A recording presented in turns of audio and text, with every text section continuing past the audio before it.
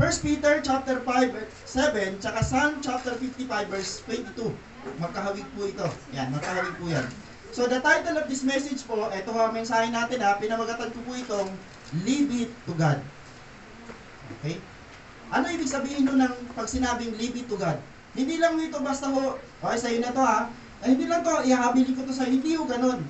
May something dito na kailangan pananampalataya pa rin ang gagamitin mo. Okay, dahil sabi dito, bilang isang tao may mga bagay na limitado tayo. Hindi ho maaalis yan. Huwag na huwag niyong aalisin yung salitang limitado. Dahil bilang tao, hindi tayo, sabi ng Panginoon, gagawin kitang kalarawan, pero mayroong portion sa tao na hindi totally kahawig na sa Diyos, dahil ang Diyos ay eternal, pero ang tao mayroon tayong limitasyon o hangganan. Bilang isang tao, may mga bagay na limitado tayo, tulad ng lakas at buhay. Yan ang realidad. Kasi bakit limitado ang lakas? Pag nawala ang lakas, mawawala ang buhay. Limitado ang kaalaman at karunungan. Limitado tayo dyan. Limitado ang ating kakayanan at kapangyarihan. Meron tayong limitasyon. So, ang ibig sabihin dito in short, kailangan natin ng tulong sa panahon umabot na tayo sa ating mga limitasyon at hangganan. May mga portion sa buhay natin na talagang dudulo tayo. Na talagang aabot tayo dun sa hangganan natin, then kailangan natin ng tulong, hindi basta-basta ng tao. Okay? Sabi dito tulong na dapat manggaling sa isang walang limitasyon. So hindi ko dito ina-advise na pag mayroon kang kailangan, lalapit ka sa kapwa mo tao na may limitasyon. Bakos, ang ina-advise ko sa oras na ito, lumapit ka sa walang limitasyon. Kanino? Sa Diyos.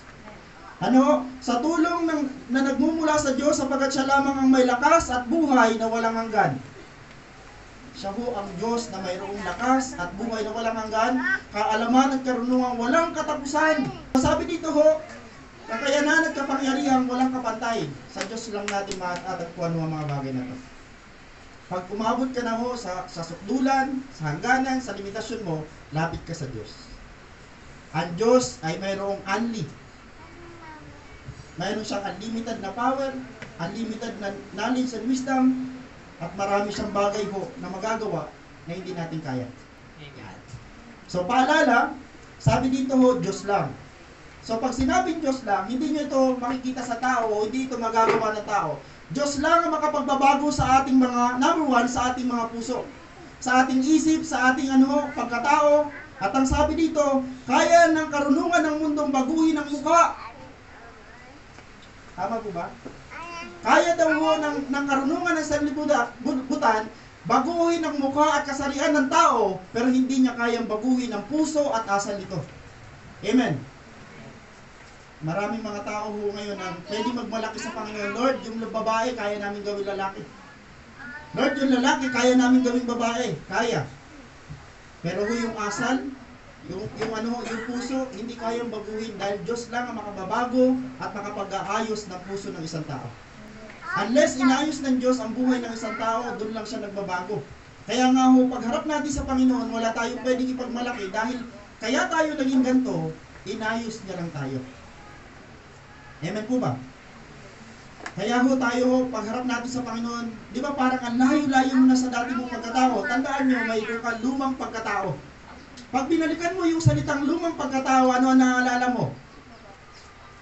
May naaalala ka ba sa lumang mong pagkatao? Ang luma nating pagkatao, mga duwag.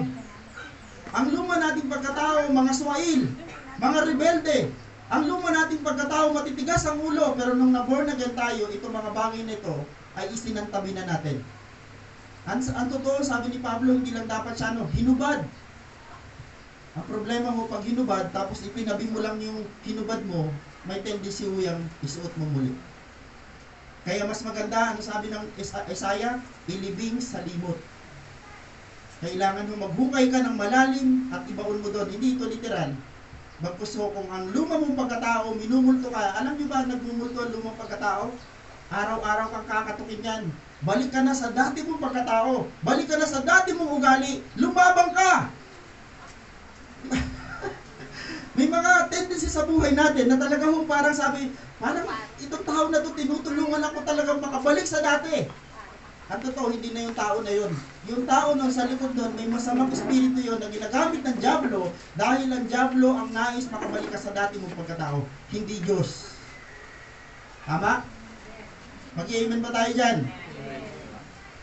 Sikapin nyo na huwag na kayo makabalik sa luma ninyong pagkatao dahil ang lumang pagkatao walang kaligtasan. Kaya ng karunungan ng mundo baguhin ang mukha. Sa totoo lang natawa ako dito habang pinapanood ko. Talagang kayang-kaya talaga. Ano mo, kasarian ta pero yung ugali, gumanda nga, mayroong may itsura hindi maganda, napaganda. Ng mga way ng mundo, napaganda. Pero hindi na bago yung asal. Hindi rin maganda. Ano? Sabi dito, Diyos lang ang makapagbibigay sa atin ng mga tunay na bagay. Okay, tunay na kalayaan, tunay na katagumpayan, tunay na kapayapaan, tunay na kagalakan, at tunay na kaligtasan, at buhay na walang hanggan. Sa Diyos mo lang matatagpuan ang mga tunay na bagay. Amen.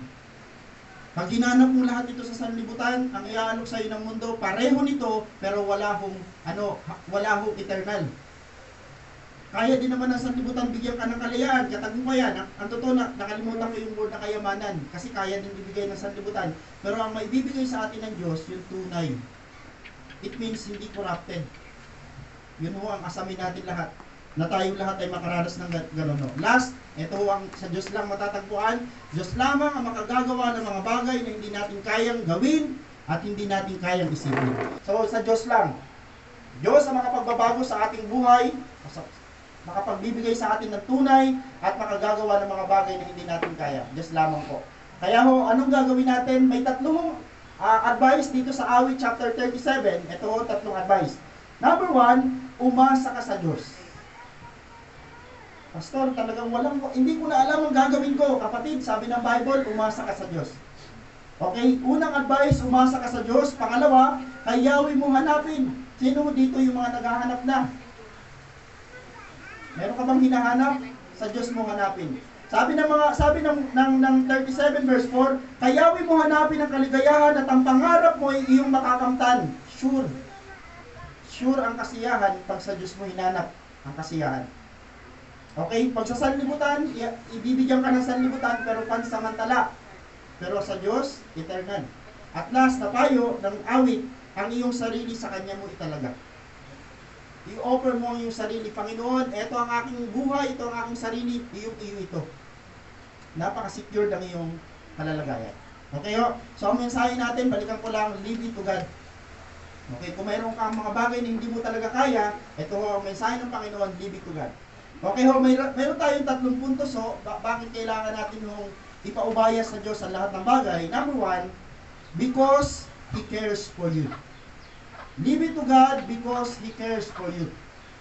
Ipaubaya mo sa Diyos ang lahat ng bagay na hindi mo kayang bitbitin, hindi mo kayang dalhin dahil ang Diyos may pag-ibig, may pagmamalasakit sa iyo. Okay, saan yan matatagpuan? 1 Peter chapter 5 verse 7, leave all your worries with Him because He cares for you. Ang linaw. Ano sabi ho? Ipaubaya mo sa Diyos ang iyong mga kaabalahan o kaalalahanan dahil siya ang umiibig sa iyo. Siya daw ho ay mayroong pakialam sa iyo. Okay, tingnan natin. Ay yung salitang worry dyan, worry is a form of pride. Maraming mga tao, imbes na humingi ng tulong sa Diyos, nananatili na lang nag-aalala. Alam niyo ba, sabi ito ho, sa komentary to ng ESV, sabi niya dyan, ang worry daw ho ay isang uri ng kayabangan. Paano naging isang uri ng kayabangan? Ang pagkikimkim ho ng yung pag-aalala. Pastor, bakit kaya naging kayabangan? Sabi ho ng Biblia, kayabangan daw ho, yung pag-aalala mo, hindi mo ipinagkakatiwala sa Diyos. Bakit ho? Kiniklaim mo kasi na sa pag-aalala mo, malulusaw, magkakaroon ng solusyon ng pag-aalala mo. Sino ho dito yung tao na nag-alala at nabigyan ng solusyon ng kanyang pag-aalala? Sabi ng Biblia, pag mayroon kang mga suliranin, mayroon kang problema, mayroon kang pag-aalala, wag na wag mo yan kakanyahin. Bagkos, ipaubaya mo yan sa Diyos. Mayroon kang action na gagawin. Sabi ko sa inyo kanina, ang puhunan lagi natin, pag spiritual ang pag-uusapan, pananampalataya. Sabi dito, worry is a form of pride. Kaya mo maraming mga tao yung nabibigatan at hindi mo nasusolusyonan ng kanilang kabigatan dahil hindi sila marunong lumapit sa Diyos. Alam mo, sa totoo lang mo, kung alam mo yung limitasyon mo, lagi kang kaya pala nilagyan ng Diyos ng limitasyon Nilagyan tayo ng Diyos ng hangganan. Bakit po? Para hanapin natin ang Diyos na makapagbibigay sa atin ng mga sobrang bagay na hindi natin kaya. Okay? Worry is a form of pride, sabi dito. It takes concern upon oneself instead of entrusting them to God who cares for His people. Imbis ho na, sabi dito, imbis ho na magtiwala sa Diyos, kinakanya. Parang iniisip niya sa sarili, kaya ko to. Kaya ko to. Kaya lang, maraming mga tao yung nagsalitang kaya niya to, yung hindi na mo kinaya. The moment na umamin tayo sa Diyos, Lord, mabigat talaga ito, talagang hindi ko kaya. The moment na sinabi mo yun sa Panginoon, si Lord ang magre-rescue sa iyo. Bakit po? Sabi ng Biblia, because He cares for you. Ganun mo magmahal ang Diyos sa atin. Kaya lang, minsan, may mga ugali mo tayo bilang, hindi na sabihin natin Pilipino, in general term, bilang tao, may ugali mo tayo, na medyo tayo may pride. May pride tayo eh. Bago tayo lumapit, hindi, tinatansya muna natin kung kaya natin. Tinatansya muna natin, ay hindi pa ako lalapit kasi kayang-kaya ko pa. Pero the moment na hindi mo na kinaya, kasi sasadyain ng Diyos, hindi mo talaga kakayanin. Para ho talagang magbigay ka sa Kanya ng galang. Lumapit ka sa Kanya, and to the point, hindi ka lang basta lalapit, bagkos ipapaubaya mo sa Diyos yung bagay na alam mo hindi mo na kayang bitbitin. Amen, no? Worry is a form of pride. Huwag niyong kakalimutan po yan. The moment na mayroon kang kabalisaan, mayroon kang problema, at hindi ka lumalapit sa Diyos, kapatid, kayabangan daw yun. Kaya kung mayroon ka ngayong problema, at may mga suliranin kang kinakaharap, kapatid, pinaka-the best mo magagawa, be humble. Lapit ka agad sa Panginoon, at sabihin mo, Lord, tulungan niyo po ako. Alam niyo ba yung moment na paglapit mo sa Lord? Gustong-gusto ng Diyos ang mga anak niya lumalapit sa Kanya, bilang Kanyang anak, at bilang ama natin siya. Okay, sa Tagalog, ipagkatiwala ninyo sa Kanya ang inyong mga alalahanin sa buhay sapagkat Siya ang nagmamalasakit sa inyo. Yun yung isang meaning ng cares. Siya daw ho ang nagmamalasakit sa atin. Isipin nyo ho, pinapalapit ka lang ng Diyos. Tapos ho, ang dala-dala mo hindi positibong bagay pero gusto niyang kunin. Hindi ho positibong bagay ho ang magkaroon ng alalahanin pero gusto ng Diyos kunin. Grabe yan Diyos, Gusto ng Panginoon yung mga alalahanin mo, yung mga negatibong bagay sa iyo, ilapit mo yan sa Kanya at willing siyang kunin yan para sa iyo. Kaya sabi ko, Lord, bakit kaya may mga tao pa rin mo hindi makalapit-lapit sa Diyos at ayaw lumapit sa Diyos? Yun nga po pala ang dahilan dahil pride. May pride po pala. Grabe Okay, pangalawang puntos, 3 puntos lang po ito. Leave it to God because He will defend you. Ito po ang isa sa pinakamaganda. Ipaubaya natin sa Diyos ang lahat dahil nangako ang Diyos, ipagtatanggol niya tayo. Ipaghihiganti niya tayo because He will defend you. Punta na tayo sa awit. Sa Psalms chapter 55 verse 22, leave your troubles with the Lord and He will defend you. Okay, sino mo dito may mga suliranin? Sino mo dito yung may mga talaga ang problema ay parang dahil salisalibat, tawag doon? Salasalabat na, parang wala ka ng solusyon. Kapatid, ang mensahe ng Diyos, the moment na magkaroon ka ng mga bagay na ganyan, lapit ka sa Diyos. Dahil sa Diyos, may solusyon ang lahat ng bagay. Leave your troubles with the Lord and He will defend you. Ito ang pinakamagandang pangako. He never lets honest people be defeated. Hindi ang Diyos papayag na ikaw na tapat ay matatalo. Ganda ng mensahe ito, sabi ko, Lord. Grabe yung mensahe mo, Panginoon. Kaya lang, ang susi, mga kapatid, kailangan mo maging tapat sa Diyos. Alam niyo ang kanti ng kaaway, yung katapatan mo sa Diyos, sasalungin niya ng kaaway para yung katapatan mo sa Diyos mawala. Then mawawala sa iyo yung pangako na to. He never lets honest people be defeated. Hindi mo papayag ang Diyos na yung mga tapat sa Kanya na naglilingkod ay matalo. Kapatid, gusto mong manalo? Manatili kang tapat sa Diyos sa kabila ng iyong pinagdadaanan. Amen. Kahit anong alog ng sanlibutan, kahit anong alog ng mga kaaway, kahit anong alog ng pagsubok sa iyo, manatili kang tapat sa Diyos dahil may pangako sa mga taong tapat, hindi ka matatalo. Okay? Ito naman yung sabi dito sa ESV, ito translation, He will sustain you. Diba isa sa pinakamasarap na pakiramdam, the moment na parang pawala na, the moment na parang magkukulang ka na, then ang Diyos magsusupply dahil sa yung Diyos na nagsusustain. Alam niyo ba kung bakit lagi kayo may lakas? At pagising mo sa umaga na nare-realize mo, Lord, salamat sa kalakasan dahil ang Diyos ang nagsusustain. Sabi dito ho, the reason the faithful can cast their burdens on the Lord is that He can be trusted to bring judgment upon the evildoers in His own good timing. Remember the word, good timing. Hindi ang Diyos kumikilos ng pabarabara. Amen? Amen. Huwag niyo mong persahin ng Diyos dahil ang Diyos ayaw kumilos ng pabarabara. Ang Diyos pag kumilos, napaka-smooth. Pag ang Diyos kumilos, yan ang tawag dyan, right time. At ito ho ang terminology na ginamit, good timing. Sa lahat ng bagay, Diyos ho ang magaling.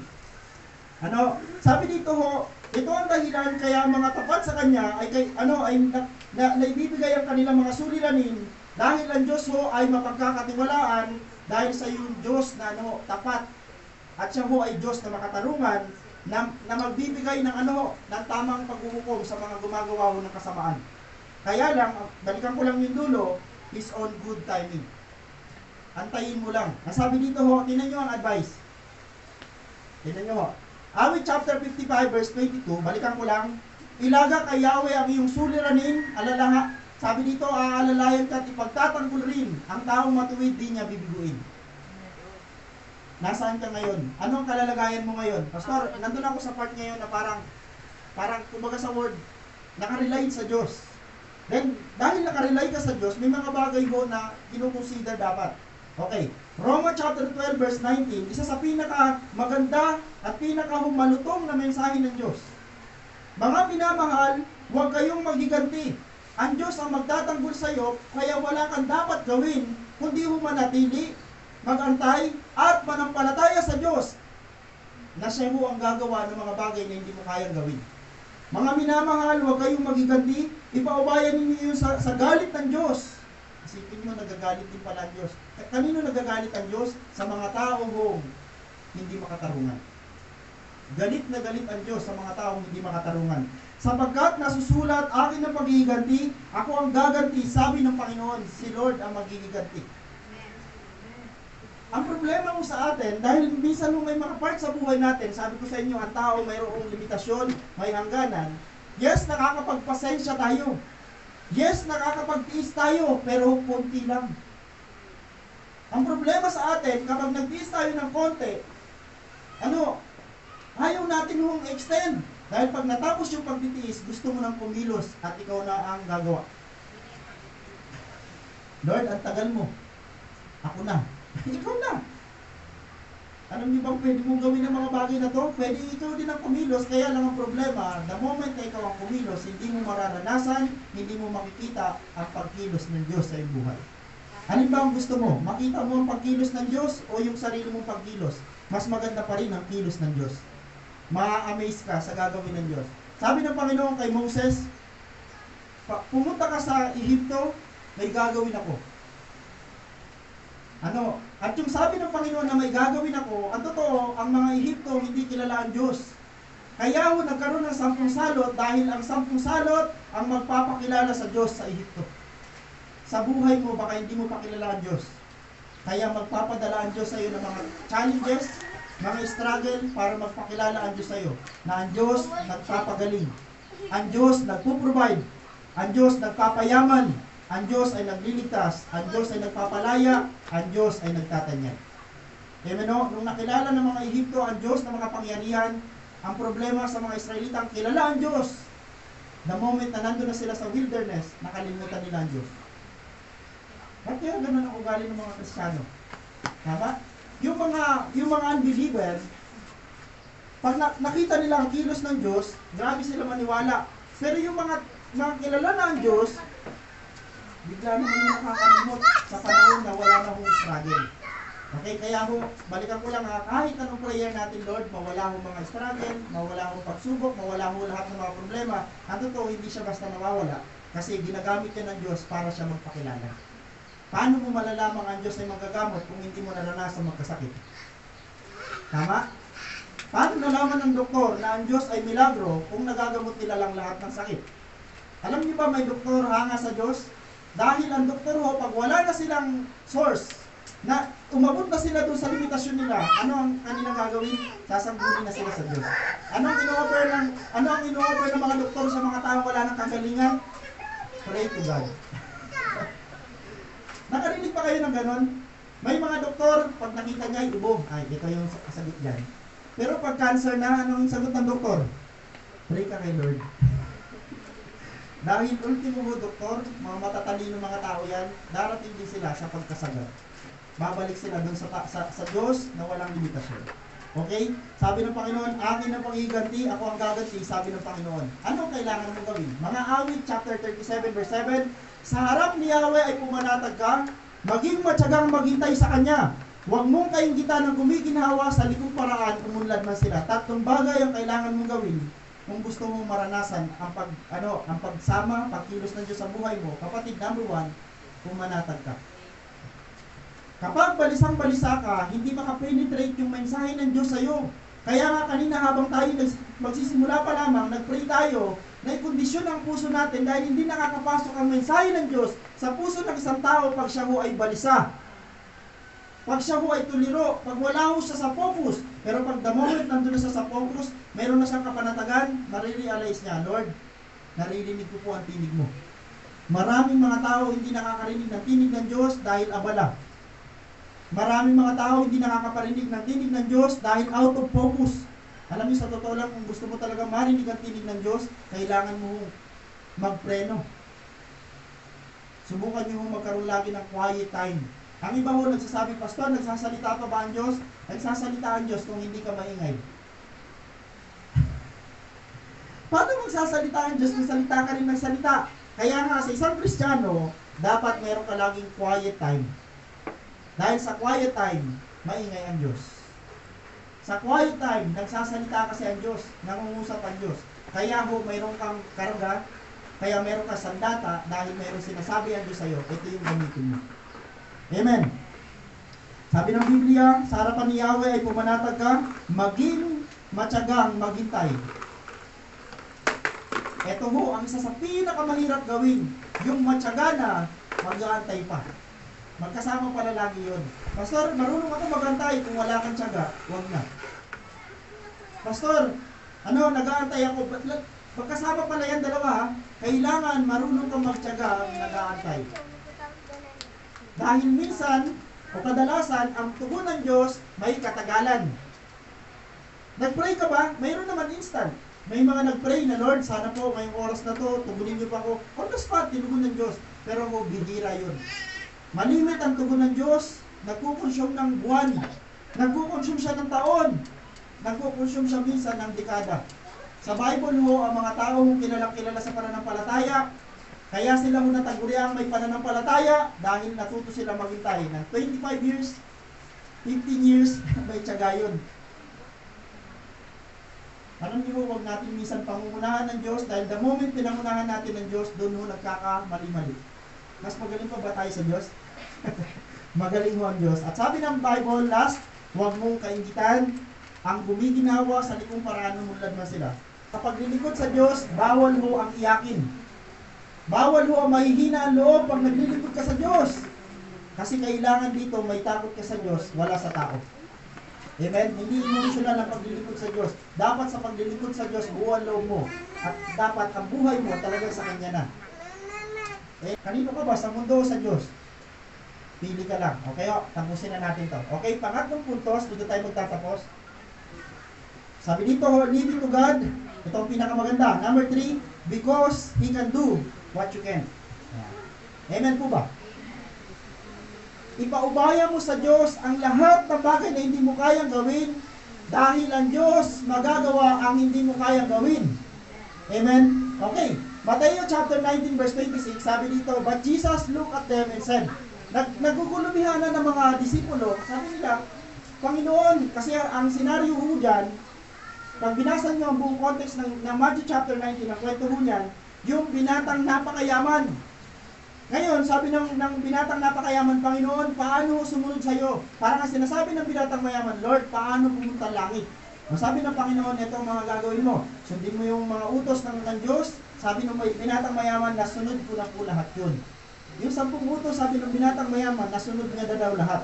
Pero sabi ng Panginoon, may isa ka pang hindi kayang gawin at hindi kayang sundin. Sabi ng binatang mayaman, ano po yun?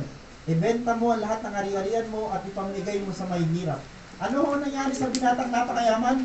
Biglang tumalikod at umuwing laylay ang balikat dahil hindi kayang gawin na inuutos ng Diyos. Ano ang sabi ng Panginoon? Kaya, ang kasunod na verse, sabi ng Panginoon, kaya napakahirap pagharian ng Diyos ang mga mayayaman. Pag binago ng Diyos ang antas ng ating pamumuhay, huwag nating baguhin ang ayos ng ating asal. Manatili pa rin tayong, kung nasa taas, sabi ng Bible, manatili kayong nagpapakababa.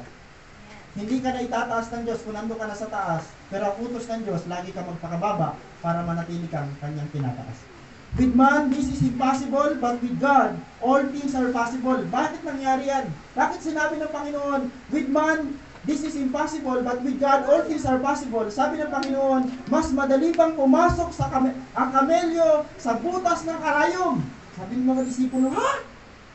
Paano nangyari yun? Eh, alam mo niyo naman po sa sinulid, ang sinulid niya, ang hirap ipasok sa butas ng karayom. Pero sabi ng Panginoon, ang hindi kayang gawin ng tao, kayang gawin ng Diyos. Kaya, leave it to God. May mga bagay ka ba na parang, pastor, napaka-imposible ng problema ko.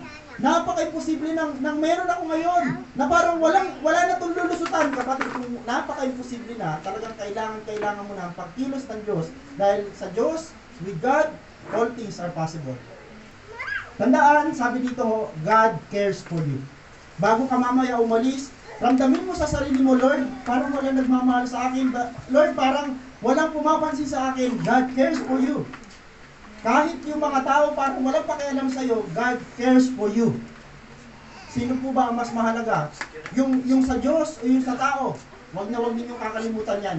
He will defend you. Bakit ho? Because He is for you. Ito ang pinakamagandang pangako ng Diyos. Kapag ang Diyos ay panig sa atin, ito ang sabi sa Romans chapter 8 verse 31, what then shall we say to these things? If God is for us, who can be against us? Siguraduhin mo na ang Diyos ay kapanig mo. Dahil kapag ang Diyos ay kapanig mo, walang sino mang kayang tumalo sa iyo. Amen. Kaya lang ang problema, pag kapanig mo ang lahat ng tao sa mundo, pero ang Diyos ang kaaway mo, talo. Nag-gets po ba? Amen. Kapag ang Diyos ay panig sa atin, name it, kahit ano pa mo ang ipadala ng kaaway, name it, magbigay ka ng mga pangalan, magbigay ka ng mga problema, pag ang Diyos ay kapanig mo, hindi ka matatalo. Diyos ba naman ang kakampi mo? If God is for us, who can be against us? Yung backup mo, napakalakas.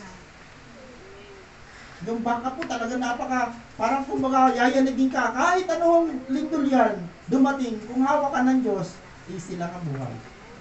Amen? Kaya ho napakasarap sa pakiramdam. Huwag na huwag ninyong kakalimutan. Kapag dumadanas ka ng mga bagay na parang ang bibigat, parang hindi mo kayang bitbitin, kapatid, kung kapanig mo ang Diyos, kayang-kaya mo yan pagtagumpayan. If God is for you, He can be against you. Sabi ng Bible. Hamon. Sabi dito, ang mga bagay na di natin kaya. Wait. Ibig sabihin may kadugtong. Ang mga bagay na di natin kaya, ang mga bagay na hindi natin alam, ang mga bagay na wala tayong kontrol. Anong hamon? Leave it all to God.